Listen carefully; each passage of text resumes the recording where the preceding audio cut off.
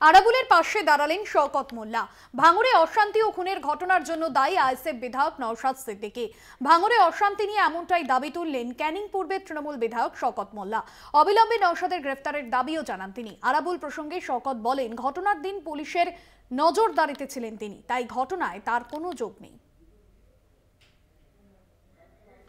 ঘটনা ঘটে সেদিন আরাবুল ইসলাম বেলা 10টা থেকে সেদিন রাত প্রায় 10টা-11টা পর্যন্ত বিডি অফিস ছিল এবং পুলিশি ঘেরাটোপে তাকে সেখান থেকে বেরোতে হয়েছিল, কারণ আইএসএফের সমাজবিরোধীরা বিডি অফিসেও তাকে খুন করার চেষ্টা করেছিল।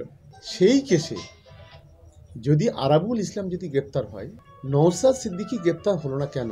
যার নেতৃত্বে 15 তারিখে দুজন খুন হলো, সে এফআইআর নেমড এবং তারপরে সেই দিনেই প্রায় আমাদের 21 জন তৃণমূল কংগ্রেসের কর্মী, তাদেরকে হাত ভেঙে দেওয়া হলো, পা ভেঙে দেওয়া হলো, কারোর মাজা ভেঙে দেওয়া হলো। এবং সঙ্গে সঙ্গে যদি আমরা দেখি যে 11 তারিখে গণনার দিন, সেদিনও পুলিশকে গুলি করলো, একজন অ্যাডিশনাল এসপি গুলিবিদ্ধ হলো, একজন কনস্টেবল গুলিবিদ্ধ হলো।